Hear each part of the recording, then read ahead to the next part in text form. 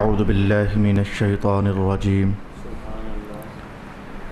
بسم الله الرحمن الرحيم.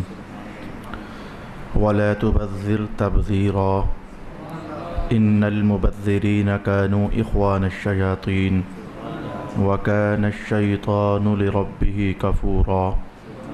وإما تعرضن عنهم ابتغاء رحمة من ربك ترجوها فقل لهم قولا ميسورا. صدق الله مولانا العظيم. الصلاة والسلام عليك يا سيدي يا رسول الله. الصلاة والسلام عليك يا سيدي يا حبيب الله. الصلاة والسلام عليك يا سيدي يا شفيع المذنبين وعلى آلك وأصحابك يا سيدي يا رحمة للعالمين.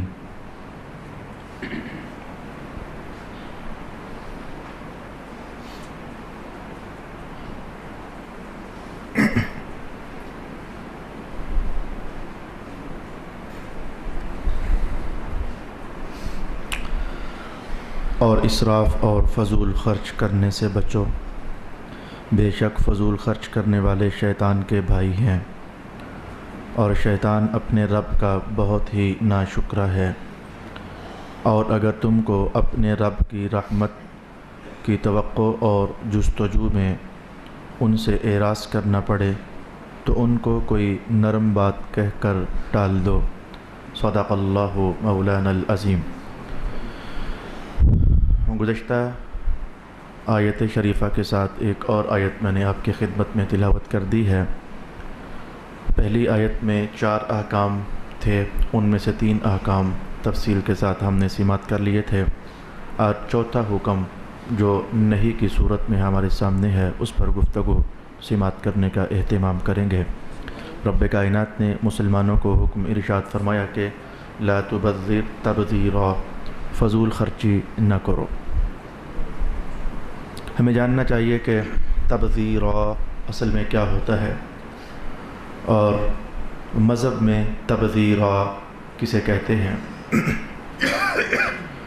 سادہ ترجمہ تو ہمارے لیے واضح ہو گیا، لا تبذر تبذیرا، فضول خرچی نہ کرو، یہ ایک سادہ سا ترجمہ ہوا، لیکن ہمیں اس کے تفصیلی مضامین کی طرف بڑھنے سے قبل لفظ تبذیر کا اساسی معنی جاننا ہوگا۔ جو لوگ علم الفقہ سے شغف رکھنے والے ہیں، کنز و ہدایہ قدوری، یہ متون جن کی نظروں سے گزرتے ہیں، تو جہاں پر ہمارے مذہب میں کتاب المزارعت چلتا ہے، کاشتکاریوں کے ابواب، جیسے نماز کے مسائل ہوتے ہیں ایسے ہی روزے کے مسائل ہوتے ہیں، ایسے ہی قربانی کے مسائل ہوتے ہیں، اور ایسے ہی کاشتکاریوں کے بھی مسائل ہوتے ہیں۔ اشتراکت پر کاشتکاریاں کرنا، ٹھیکے پر زمین لے کر کاشتکاریاں کرنا، اس کے بھی باقاعدہ ابواب اور چیپٹرز ہیں مذہب میں۔ تو جہاں زراعت کے ابواب چلتے ہیں وہاں 4 بڑی بحثیں چلتی ہیں۔ ان 4 بڑی بحثوں میں ایک لفظ بار بار استعمال ہوتا ہے، میں اہل علم کی توجہ ادھر لے جانا چاہتا ہوں کہ جی ایک زمین ایک بندے کی ہے اور بذر بھی اسی کا ہے۔ اچھا، ایک بندے کا بیل ہے اور بذر اس کا ہے، یا ایک بندے کی زمین اور بیل ہے لیکن بذر کسی تیسرے کا ہے، یہ لفظ بذر یہ بار بار وہاں استعمال ہوتا ہے، اور یہ بذر وہاں بھی جس سینس میں استعمال ہوتا ہے وہ اس کا اساسی معنی نہیں ہے۔ وہاں بذر بیج کے معنی میں استعمال ہوتا ہے، حالانکہ بذر کا معنی بیج نہیں، یہ بیج ڈالنا، ایک ہے بیج اور ایک ہے اس پر ایک عمل واقع کرنا، بیج زمین میں ڈالنا۔ جو زمین میں بیج ڈالنے کا عمل ہے اسے عربی زبان میں بذر کے ساتھ تعبیر کرتے ہیں، پھر کتابوں کے اندر بذر بول کر کے تو بیج مراد لیا جاتا ہے۔ تو آپ جانتے ہیں اگر آپ کاشتکار نہیں بھی ہیں تو اتنی معلومات تقریباً ہم میں سے ہر مسلمان کو یا ہر انسان کو ہوتی ہے کہ جب کسان وہ اپنے تھیلے میں بیج ڈال کر کے تو بکھیر رہا ہوتا ہے اپنے کھیت میں، تو یہ یقینی سی بات ہے کہ سب بیجوں نے اگنا نہیں ہوتا۔ کچھ بیج ایسے ہوتے ہیں جو اگ پڑتے ہیں، کچھ بیج ایسے ہوتے ہیں جو نہیں اگتے۔ کچھ اندر سے لگے ہوئے ہوتے ہیں تو اس لیے نہیں اگتے، کچھ مناسب جگہ پر گر نہیں سکتے تو اس لیے نہیں اگتے، کچھوں کو پانی نہیں ملتا تو اس لیے نہیں اگتے، اور بہت ساری آفات ہوتی ہیں، کئیوں کو کیڑا لگ جاتا ہے تو اس لیے نہیں اگتے۔ الغرض یہ بیجوں کو زمین میں ڈال دینا، اور پھر اس میں ذرا توجہ کیجئے گا، کچھوں نے مفید ثابت ہونا ہوتا ہے اور کچھوں نے مفید ثابت نہیں ہونا ہوتا، یہ جو بیج زمین میں ڈالے جاتے ہیں۔ تو یہ جو پروسیس میں نے آپ کے لیے ذکر کیا کہ کسان اپنے کھیت میں ہل چلانے کے بعد بیج بکھیرے، جن میں سے کچھ اگیں گے کچھ ضائع ہو جائیں گے، تو اس بیج بکھیرنے کے لیے عربی زبان میں بذر تبذیر کا لفظ استعمال ہوتا ہے۔ رب کائنات نے ارشاد کیا وَلَا تُبَذِّرْ تَبْذِيرًا، اور جیسے وہ کسان نہیں تھا، بیج پھینک دیتا ہے، اسے پتہ نہیں ہوتا کہ اگنا بھی ہے کہ نہیں، تو اپنے مال کو یوں ضائع نہ کیا کرو۔ تو تمہیں پتہ ہی نہیں ہے کہ یہ مال میں خرچ کر رہا ہوں تو میرے لیے فائدہ مند ہوگا بھی یا فائدہ مند نہیں ہوگا۔ بہت ساری جگہوں پر مال خرچ کرو تو بندے کو فائدہ حاصل ہوتا ہے، بہت ساری جگہوں پر بندہ مال خرچ کرے اسے فائدہ حاصل نہیں ہوتا۔ پہلے میں ذرا وہ بات چھیڑ لیتا ہوں جو عنوان نہیں ہے، کمپلیٹ ہو جائے گا تو پھر جو عنوان ہے سیکھنا آسان ہو جائے گا۔ کئی بار ایسا ہوتا ہے مال خرچ کرو تو فائدہ ہوتا ہے، آپ حج کرنے کے لیے مال لگا کر گئے، فائدہ کمایا، زکوٰۃ ادا کی، مال خرچ کیا، فائدہ کمایا، ان قریب قربانی کا زمانہ آنے والا ہے، آپ بیل بکرا خریدو گے، مال خرچ کیا، فائدہ کمایا، آپ نے غریبوں مسکینوں میں کچھ صدقہ خیرات کر دیا، مال خرچ کیا، فائدہ کمایا، اپنے رشتہ داروں میں بال بچوں پر مال خرچ کیا، فائدہ کمایا۔ یہ عنوان الگ کر لیجئے، اس کا ہمارے ساتھ کوئی تعلق نہیں تھا۔ لیکن کئی بار ایسا ہوتا ہے بندہ مال خرچ کرتا ہے لیکن اسے فائدہ حاصل نہیں ہوتا بلکہ نقصان حاصل ہوتا ہے۔ ہر ایسی جگہ پر مال خرچ کرنے کے لیے قرآن حکیم نے کہا یہ تبذیر ہے، لا تبذر، ایسا مال خرچ نہ کرنا، ولا تبذر تبذیرا۔ اب اس کو سادے معنوں میں ہم یوں سمجھیں گے مال کو ضائع نہ کرنا، اور سادہ کرنا چاہو تو یوں سمجھیں گے مال کو فضول کاموں میں خرچ نہ کرنا۔ آج ہم اس جملے کو ذرا یہاں تک میں نے آپ کو لغوی معنی بیان کیا، لیکن ایک زمانہ ایسا گزرا ہے ہمارے دروس قرآن پر، میں نے آپ کو ڈیٹیل سے قرآن حکیم سے آیات نکال کر سمجھائی تھی کہ حال ایسا ہو گیا ہمارے دور کا، ہم جب بھی یہ لفظ بولتے ہیں خرچ کرنا تو دھیان فوراً مال کی طرف جاتا ہے، ہم سمجھتے ہیں کہ مال ہی ہے جو کہ خرچ ہوتا ہے، حالانکہ یہ ہمارا بڑا لمیٹڈ سا معنی ہے، ایسا نہیں ہے۔ خرچ کرنا اس بات کا تعلق صرف مال کے ساتھ نہیں ہوتا، بلکہ خرچ کرنا مال بھی خرچ ہوتا ہے، انسانی جان بھی خرچ ہو رہی ہے، انسانی عمر بھی خرچ ہو رہی ہے، انسانی جوانی بھی خرچ ہو رہی ہے، جو لباس ہم پہنتے ہیں یہ بھی خرچ ہو رہے ہیں، جو کھانے ہم کھاتے ہیں یہ بھی خرچ ہو رہے ہیں، جو اللہ نے نعمتیں ہمیں عطا فرمائی ہیں یہ بھی خرچ ہو رہی ہیں۔ الغرض اللہ تعالیٰ کی ہر نعمت ایسی ہے جو کہ ہم اللہ سے لے رہے ہیں اور خرچ کر رہے ہیں، اور اسے قرآن پاک کے الفاظ میں ہم یوں پڑھنا چاہتے ہیں مما رزقناہم ینفقون، ہم نے بندوں کو جو کچھ بھی دیا ہے وہ اس میں سے خرچ کر رہے ہیں۔ یہ ایک پرانی داستان تھی جو 3-4 جملوں کے اندر میں نے آپ کے ذہن میں حاضر کرنا چاہی۔ تو آئیں اب ہم سمجھنا چاہیں گے کہ اس آیت سے آج کی نشست میں ہم کیا سمجھ سکتے ہیں۔ وَلَا تُبَذِّرْ تَبْذِيرًا، فضول خرچی مت کرو، اور لگے ہاتھوں اگلا کلام بھی ان المبذرین کانوا اخوان الشیاطین، بے شک یہ جو مبذرین ہیں، سادہ معنی جو فضول خرچی کرنے والے ہیں، یہ تو شیطان کے بھائی ہیں۔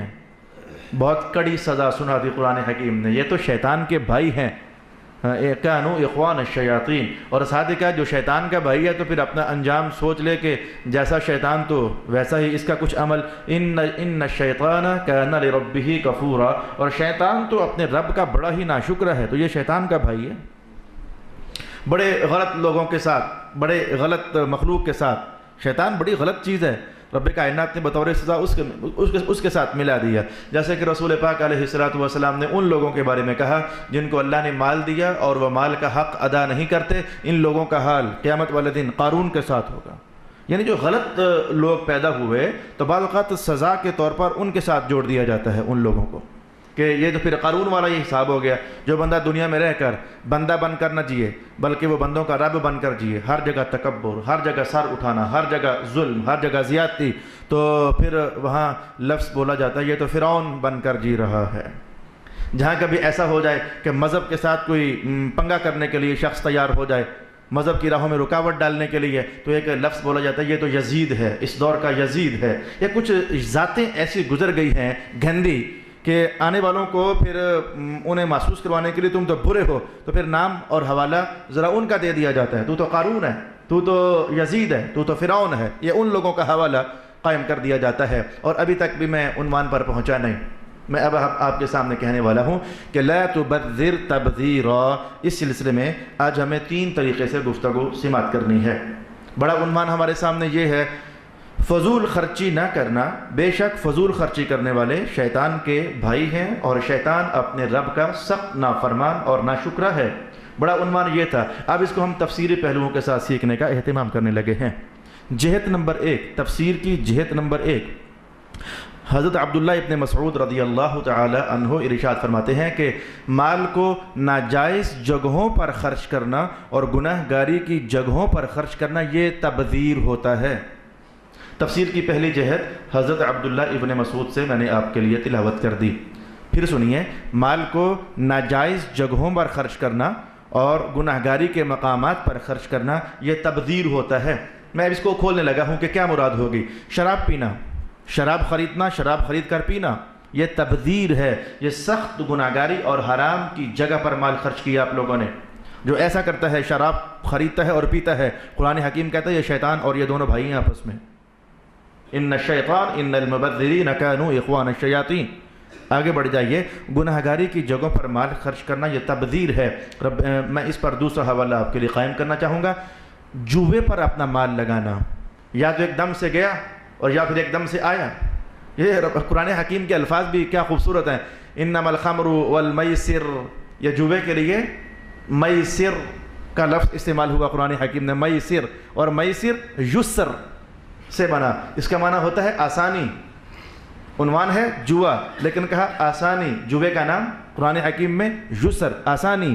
وہ جیسے اس صورت میں ان مع العسر یسرا، ان مع العسر یسرا، ہر تنگی کے ساتھ آسانی ہے، ہر تنگی کے ساتھ آسانی ہے. تو یسر آسانی. اس پر امام اعظم ابو حنیفہ فرماتے ہیں جوے کو میسر بمعنی آسانی اس لیے کہتے ہیں کہ مال اگر جاتا ہے تو بڑی آسانی سے چلا جاتا ہے، اور اگر آتا ہے تو بڑی آسانی سے آ جاتا ہے. کوئی محنت نہیں، کوئی مشقت نہیں. بیٹھے بیٹھے جناب علی وہ ایک بال پر لاکھ روپیہ لگا دیا، چھکا لگنا ہے کہ نہیں لگنا، اور جناب علی پاکستان جیتے گا کہ انڈیا جیتے گا. بیٹھے بیٹھے لاکھوں کا، کروڑوں کا جوا ہو گیا. گیا جس کا بڑی آسانی سے چلا گیا، اور جس کو مل گیا بڑی آسانی سے مل گیا. تو میسر جوے پر اپنا مال لگا دینا، یہ جوا مذہب میں حرام ہے. جس نے جوے پر مال لگایا یہ مبذر ہے. اور قرآن کے بیان میں شیطان اور یہ دونوں آپس میں بھائی لگتے ہیں. 2 جگہ متعین کر دی. میں تیسری جگہ کی طرف بڑھنا چاہوں گا. جن لوگوں کو ناچ گان دیکھنے کا شوق، خسرے نچواتے ہیں، رنڈیاں نچواتے ہیں، اور عورتوں کے ناچ کرواتے ہیں، خاص کر کے شادیوں کے موقع پر، بیاہوں کے موقع پر، اور اپنی خوشیوں کے موقعوں پر وہ عورتیں منگوا کر بلا کر نچوانا اور پھر پیسے ایسے ہوا میں اڑا دینا. انہیں جاننا چاہیے یہ شیطانی کام کر رہے ہیں. ان المبذرین کانوا اخوان الشیاطین. یہ اور شیطان دونوں بھائی لگتے ہیں. یہ کتنی سخت سزا ہے. قرآن پاک کے الفاظ میں کسی کو اتنا ہی کہہ دینا. میں کہتا ہوں کہ جیسے ہمارے دور میں کسی کو اتنا ہی کہہ دو یزید کہیں کا، تو وہ تو اس کو آگ لگ جاتی ہے. مجھے تو نے یزید کہہ دیا، تیری ایسی کی تیسی. فرعون کہیں کا، میں اس گاؤں سے آگ لگ جاتی ہے. مجھے فرعون کہہ دیا تو نے. قارون کہیں کا، اسے تو آگ لگ جاتی ہے، مجھے قارون کہہ دیا. میں کہوں گا ایسے ہی ذرا قرآن حکیم نے کہا شیطان کہیں کا. ان المبذرین کانوا اخوان الشیاطین. یہ دونوں بھائی ہیں تو شیطان ہی کہا نا. یہ جو ناچ گان پر مال خرچ کرے شیطان ہے. کردار میں اسلام کا کلمہ پڑا ہے لیکن کردار میں شیطانی کام. جو شراب پر مال لگا رہا ہے کردار میں شیطانی کام. رب کائنات کا بیان ہے. آپ کو غصہ کرنے کی ہمت بھی نہیں ہے. اللہ کے خلاف غصہ کر کے کافر ہونا ہے، مرنا ہے آپ لوگوں نے. شراب پر مال لگانے والا شیطان کا بھائی اور حرام کام کر رہا ہے، اور ناچ گان پر مال اڑانے والا حرام کام کر رہا ہے. اسی وجہ سے تمہاری نسلیں برباد ہو جاتی ہیں. جس شادی کا معنی ایک نئی زندگی کا آغاز.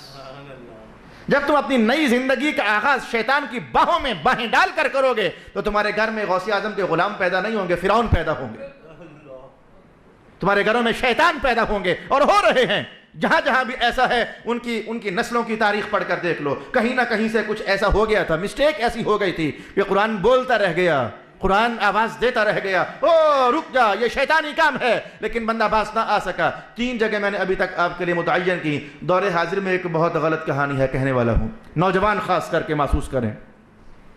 گناہگاری کے جگہ پر مال خرچ کرنا یہ تبذیر ہے۔ نوجوانوں، تم اوروں کی بیٹیوں سے دوستیاں کرتے ہو، اور اللہ رحم کرے ان بیٹیوں پر، ایک تو اپنی عزت کو محفوظ نہیں کر پاتی، اور دوسرا 10 جگہوں پر یارانے لگائے ہوتے ہیں، اور یارانے لگانے کا مقصد صرف بیلنس حاصل کرنا ہوتا ہے۔ مال خرچ کرنے کا ٹاپک، ادھر سے گپ لگائی، ادھر سے گپ لگائی، ادھر سے گپ لگائی، ادھر سے گپ لگائی، ادھر کا 500 بھیجنا، ادھر کا 600 بھیجنا، ادھر کا 1000 بھیجنا، ادھر کا 500 بھیجنا، تو سارا دن بیلنس اکٹھا کرنے میں لگا دی۔ انہوں نے تو گندا کام کیا ہی کیا، لیکن جو نوجوان بہک گئے اور مال اپنا بیلنس میں اڑا رہے ہیں، میں کہوں گا کہ مجھے اطلاع ہوئی کہ ایک خاوند، اللہ اکبر، شادی کے بعد بھی یہ شرارتوں سے باز نہ آئے۔ شیخ سعدی کا وہ قول کتنا خوبصورت ہے، آپ نے کہا کہ 40 سال عمر عزیزت گزشت، مزاجے تو از حال طفلی نہ گشت۔ 40 سال کا ہو گیا، تیرا بچپن ختم نہ ہو سکا ابھی تک؟ شادیاں ہو گئیں، بال بچے ہو گئے، لیکن ابھی تک کوئی وہ آنکھ پٹکے سے بندے باز نہیں آ رہے، اوروں کے گھروں کو برباد کر رہے ہیں۔ بیلنس بھیجے، بس میں نے اپنا عنوان اتنا کہنا تھا، میں نے عنوان کلیئر کر دیا۔ یہ اوروں کی بیٹیوں کو، وہ تمہاری بہنیں تھیں، مسلمانوں شرم کرو، تمہاری بہنیں تھیں، لیکن تم نے انہیں اپنا پتہ نہیں کیا سمجھ لیا، اور پھر مال لگا رہے ہو۔ تمہاری اپنی بیگم گھر میں رو رہی ہے کہ ہمارے گھر میں اخراجات پورے نہیں ہو رہے، لیکن تم آگے آگے آگے آگے اپنے عشق بازیوں پر مال خرچ کر رہے ہو۔ مبذرین، یہ یقینی سی بات ہے کہ یہ بندہ فضول خرچ ہے، گناہ کے کام میں اپنا مال لگا رہا ہے۔ یقیناً تم حج کے لیے اپنا مال نہیں لگا رہے، اوروں کی بیٹیوں کو جو بیلنس کروا رہے ہو، یہ حج پر مال نہیں ہے، یہ زکوٰۃ پر مال نہیں ہے، یہ صدقہ بھی نہیں ہے، یہ خیرات بھی نہیں ہے، تمہارے اپنے شہواتی مقاصد ہیں جن کو پورا کرنے کے لیے اپنا مال اڑا رہے ہو۔ رب کائنات نے کہا ان المبذرین کانوا اخوان الشیاطین، کیا فرق رہ گیا تم میں اور شیطان میں؟ دونوں بھائی ہی تو ہو گئے ہو۔ ایک ٹاپک میں نے مکمل کیا، تفسیر کی ایک جہت میں نے مکمل کر دی، آئے میں تفسیر کی دوسری جہت کی طرف بڑھنا چاہوں گا۔ امام فخر الدین رازی ارشاد فرماتے ہیں کہ گزشتہ زمانوں میں، یعنی زمانہ جاہلیت میں ایسا ہوا کرتا تھا کہ مکہ کے جو رئیس لوگ ہوتے، جب حج کا زمانہ ہوتا پورا سال ڈکیتیاں کرتے۔ یہ مکہ کی تاریخ آپ جانتے ہیں، ڈکیتیاں کرتے، لوگوں کو، آنے والے مسافروں کو لوٹتے، ان کا مال اکٹھا کرتے۔ تو جب ڈھیر لگ جاتا تو حج کے موسم کا انتظار کرتے، تو جب حج کا موسم ہوتا تو دنیا جہان سے لوگ حج کرنے کے لیے آتے۔ اب جناب ان کے سامنے سخی بننے کے لیے، نیک بننے کے لیے، اور بڑے پارسا بننے کے لیے، اور بڑے اچھا بننے کے لیے اونٹوں کی قطاریں لے آتے اور ذبح کرتے۔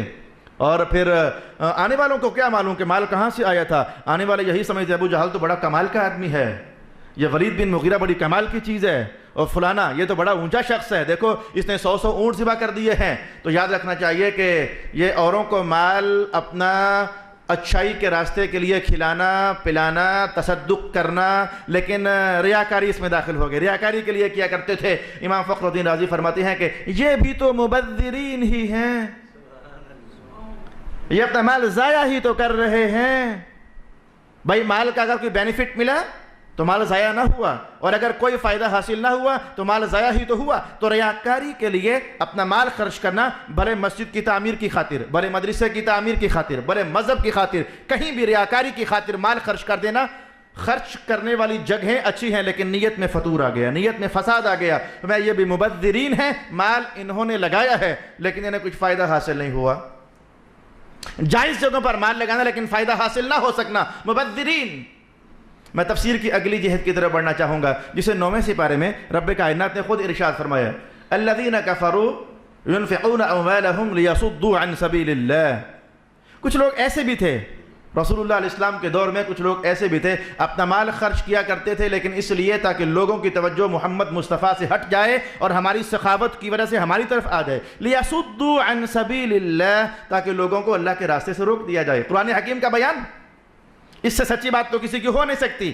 بعض اوقات بندہ مال خرچ کرتا ہے لیکن کسی کو اللہ کے راستے سے روکنے کے لیے، یہ مبذر ہے، اپنا مال ضائع کر رہا ہے اور شیطان کا بھائی ہوا ہے۔ وہ تو بہت بڑی سطح تھی، وہ تو قرآن کا حصہ بن گئی، وہ تو وحی کا پیغام بن گئی۔ میں چھوٹی سطح میں آ کر ایک لطیفہ آپ کو بتا دیتا ہوں۔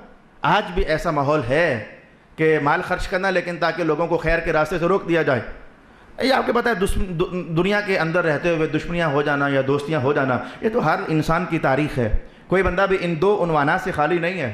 کسی کے ساتھ پیار، کوئی اس سے پیار کر لیتا ہے، کوئی اس کا دشمن بن جاتا ہے۔ ممکن ہے کہ بعض اوقات دشمنی کی کوئی وجہ ہو بھی، لیکن بعض اوقات ایسا بھی ہوتا ہے دشمنی کی کوئی وجہ نہیں بھی ہوتی لیکن دشمنی ہو جاتی ہے، بات بات پر ناراض ہو جانا، یہ انسانی تاریخ میں یہ آنکھ مچولی چلتی رہتی ہے۔ تو میں بہت ساری دشمنوں کی کہانی نہیں کہتا، گجرخان میں ایک صاحب کو مجھ پر غصہ آ گیا، ناراض ہو گئے، کی وجہ تھی یا نہیں تھی مجھے اس سے غرض نہیں، ناراض ہو گئے۔ اب وہ اپنی ناراضگی کا اظہار کیسے کرتے ہیں؟ انہوں نے چاہا کہ میں لوگوں کو درس قرآن میں جانے سے روکوں۔ اب ان کے پاس کیا حیلہ تھا، کیا کر سکتے تھے وہ لوگوں کو درس قرآن سے آنے سے روکنے کے لیے؟ وہ کیا کر سکتے تھے؟ آپ کو سن کر ہنسی آئے گی، انہوں نے ایک ایک بندے کو ٹارگٹ بنا کر کے تو ہٹانے کا چکر شروع کر دیا۔ اب ہٹانے کا چکر کیا تھا؟ کھانے کی دعوت کرتا لیکن جمعرات کو، کھانے کی دعوت کرتا لیکن جمعرات کو۔ مانا کیا تھا کہ درس قرآن ہوتا ہے جمعرات کو، اچھا میں اسی ٹائم میں ٹھیک کھانے کی دعوت کروں گا۔ اب یہ بندہ میرے ساتھ کھانے میں مصروف ہو جائے گا تو پونے گھنٹے کا درس قرآن ہوتا ہے، کون جائے گا مسجد میں اور کون؟ ایسے اس نے یہ، اچھا میں جانتا بڑے عرصے سے ہوں لیکن مجھے غرض اس لیے نہیں تھی، فکر مجھے اس لیے نہیں تھی کہ تاریخ کی بڑی سچی اور پرانی کہانی ہے کہ مذہب لوگوں کے چلانے سے چلا ضرور کرتا ہے، روکنے سے روکا نہیں کرتا۔ یہ بڑی سچی تاریخ ہے۔ یزید خبیث نے کیا کم زور لگایا تھا مذہب روکنے کے لیے، کیا کم زور لگایا؟ ابو جہل نے کیا کم زور لگایا؟ ولید بن مغیرہ نے کیا کم زور لگایا؟ منافقین مدینہ نے کیا کم زور لگایا؟ کوئی سپاہی بن کر ساتھ چلنا چاہے، علم بردار بن کر ساتھ چلنا چاہے، کوئی نوکر خادم بن کر مذہب کے فوج میں ساتھ بڑھنا چاہے، اللہ اسے موقع دے دیتا ہے، وہ قابل قبول ہو جاتا ہے۔ لیکن اگر کوئی یہ چاہے میں فرعون بن کر مذہب کا راستہ بلاک کر دوں، قرآن حکیم نے کہا کہ یہ مال خرچ کر رہے ہیں تاکہ اللہ کے راستے سے روک لیں، تو مولا پھر فیصلہ کیا ہوگا؟ رب کائنات نے کہا ان حزب اللہ ہم الغالبون، ان کی بھول ہے، ہمیشہ غالب تو اللہ ہی کی جماعت آنے والی ہے۔ اسے کامیابی ہوئی کہ نہ ہوئی میں اس سے ڈسکس نہیں کرتا، لیکن میں آپ کو ایک جہت بتا رہا ہوں کہ قرآن حکیم نے جو کہا کہ بعض اوقات بندہ مال خرچ کرتا ہے تاکہ لوگوں کو اللہ کے راستے سے روکے، اور حالانکہ اس دشمنی کے نبھانے سے مجھے کیا نقصان تھا؟ اور ظالم تجھے خود نقصان ہے، تو نے کسی کو اللہ کے دین سے روکا، میرا تو اس میں کچھ بھی نہ گیا۔ یہ گاڑی میں ایک سواری اتر جائے، دوسری بیٹھ جائے، تیسری اتر جائے، چوتھی بیٹھ جائے، وہ ڈرائیور کا کیا گیا؟ وہ سواریاں تو آتی ہیں، جاتی ہیں، اترتی ہیں، چڑھتی ہیں، ڈرائیور کا کچھ نہ گیا۔ اصل میں جس کو بہکا دیا اسے اللہ کے دین سے دور کر دیا۔ ان المبذرین کانوا اخوان الشیاطین۔ اچھا دو جہتیں میں نے مکمل کر دی، آئے میں تیسری جہت کی طرف آپ کی توجہ لے جانا چاہوں گا۔ اب ذرا سینسیٹیوٹی ہے، حساس، بڑی توجہ لگانی پڑے گی۔ میں ایک حدیث آپ کے لیے تلاوت کرنا چاہتا ہوں، تو آپ کو اس حدیث میں سے کچھ ایک دم سے سمجھ بھی نہیں آئے گی، مجھے بھی نہیں سمجھ آئی تھی، پھر جب محدثین نے بولا تو پھر مجھے سمجھ آئی تھوڑی سی۔ بسم اللہ الرحمن الرحیم۔ مر النبی صلی اللہ علیہ وآلہ وسلم، حضور رحمت عالم علیہ السلام ایک جگہ سے گزر رہے تھے، اور حضور کے ایک صحابی تھے، ان کا نام تھا حضرت سعد۔ وہ ایک نہر کے کنارے پر وضو فرما رہے تھے، تو تین بار اعضاء کو دھونا ہوتا ہے، اور ذرا کوہنیوں کے تھوڑا سا اوپر تک اعضاء کو دھونا ہوتا ہے۔ تو وہ ایسا کچھ ہو رہا تھا، ابھی تعلیم چل رہی تھی، تربیت چل رہی تھی، چھوٹی موٹی غلطیاں سامنے آ رہی تھی، رسول اللہ سمجھا رہے تھے، ابھی دین ایک دم سے کوئی کمپلیٹ تو نہیں ہو گیا تھا۔ اچھا تو وہ تھوڑا سا زیادہ دھو رہے تھے، 3 بار سے کچھ انہوں نے زیادہ جیسے کہ دھو لیا، 3 بار کی بجائے 4 بار بازو دھو لیے۔ رسول اللہ علیہ السلام گزرے تو یہ مشاہدہ کیا، تو گزرتے گزرتے آپ نے ایک جملہ ارشاد فرما دیا، ما ھذا الاسراف یا سعد، سعد یہ کیا فضول خرچی کر رہے ہو؟ تو سعد کہنے لگے افی الماء اسراف یا رسول اللہ، حضور یہ جو مال، یہ پانی میں جو لے رہا ہوں نہر سے اور پھر پلٹ کر نہر ہی میں جا رہا ہے، تو کیا اس میں بھی فضول خرچی؟ انہیں بھی جیسے ہمیں بھی ایک دم پانی ادھر سے لیا ادھر ہی گیا تو ضائع کیا ہوا؟ سوال یہ تھا، یہ بات سمجھنا آنے والی تھی، پانی ادھر ہی سے لیا اور ادھر ہی پلٹ کر چلا گیا تو ضائع کیا ہوا؟ انہیں بھی حیرت ہوئی، کہنے لگے حضور وضو کے لیے پانی اور آپ فرما رہے ہیں فضول خرچی۔ میرے حضور بات سمجھ نہیں آئی، کیا اس کے اندر بھی فضول خرچی ہے؟ قال النبی صلی اللہ علیہ وسلم نعم وَإِن كُنْتَ عَلَى شَطِّ نَهْرٍ جَارٍ، فرمایا کہ ہاں فضول خرچی تو یہاں بھی ہے، اگرچہ تو نہر کے کنارے ہی بیٹھا ہوا ہے، فضول خرچی یہاں بھی تو ہے۔ اب ہمیں نہیں سمجھ آ سکی کہ یہاں کیا فضول خرچی ہے، لیکن جب میں ایک دم سے وہ گوشہ کھولوں گا طبیعت میں حیرت آ جائے گی، اللہ اکبر، اور وہی تو لیسن ہے جو میں بیان کرنا چاہتا ہوں۔ فضول خرچی نہ کرنا، فضول خرچی نہ کرنا۔ وہ نہر کے کنارے وضو کر رہے تھے، پانی ادھر ہی سے لے رہے تھے، ادھر ہی ڈال رہے تھے، تو حضور نے فرمایا فضول خرچی۔ کہا حضور یہاں بھی ہے؟ فرمایا ہے، اگرچہ نہر کا کنارہ ہی کیوں نہ ہو۔ اس پر محدثین نے کہا کہ اصل میں پانی ضائع نہیں ہو رہا تھا، اور یہ ہمیں سمجھ آ رہی ہے پانی تو اصل میں ضائع نہیں ہو رہا تھا، لیکن حضور کا جملہ کس سینس میں تھا؟ یہ فضول خرچی ہے۔ میں کہنے لگا ہوں دھیان رکھنا، میں کہنے لگا ہوں دھیان رکھنا۔ وہ پانی تو ادھر سے لیا ادھر چلا گیا، ضائع نہ ہوا۔ کیا ضائع ہوا؟ کوئی سمجھ نہیں آ سکی، لیکن حضور فرماتے ہیں فضول خرچی ہو گئی۔ میرے حضور فضول خرچی ہو گئی، کہا ہو گئی۔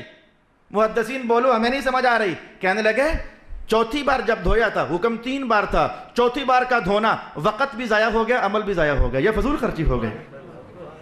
وقت فضول خرچی میں چلا گیا، عمل فضول چلا گیا، کک فائدہ نہیں تھا، ثواب نہیں تھا۔ ایک بندہ ظہر کی 4 فرض کی بجائے 5 فرض پڑھے، وہ جو 5ویں رکعت ہے کک ثواب نہیں ہوا، کیونکہ تابعداری 4 پر مکمل تھی۔ وہ وقت بھی ضائع ہوا، وہ عمل بھی ضائع ہوا۔ بس میں یہ گوشہ آپ کے لیے بیان کرنا چاہتا ہوں کہ بعض اوقات عبادت کی تصویر میں بندہ حد سے تجاوز کرتا ہے۔ رسول اللہ کی اطاعت کہیں کسی حد تک پوری ہو چکی ہوتی ہے، بندہ اس سے ذرا آگے بڑھ جاتا ہے۔ تو اگر عبادت بھی ہو، وضو عبادت ہے، اگرچہ استقلالاً نہ صحیح طبعاً، لیکن عبادت ہے۔ لیکن حضور نے فرمایا کہ جو عبادت بھی ہو وہاں بھی وقت یوں لگا دینا کہ ثواب کچھ بھی نہ ہو، فضول خرچی ہی تو ہے۔ تو اگر عبادت میں بھی وقت یوں لگے کہ فائدہ نہ ہو تو فضول خرچی ہے۔ اب جھانکو اپنے آپ میں، آپ کو تفسیر کا پہلو اپنی زندگیوں میں نظر آئے گا۔ سارا دن کہاں کہاں بیٹھتے ہو، کہاں کہاں جاتے ہو، وقت کہاں کہاں استعمال کرتے ہو، بول کہاں کہاں بولتے ہو، سننا کہاں کہاں کرتے ہو۔ جس بول کا فائدہ نہیں تم نے بولا، فضول خرچی کر دی، عمل بھی ضائع، وقت بھی ضائع۔ جس سننے میں فائدہ نہیں، فضول خرچی، وقت بھی ضائع، عمل بھی ضائع۔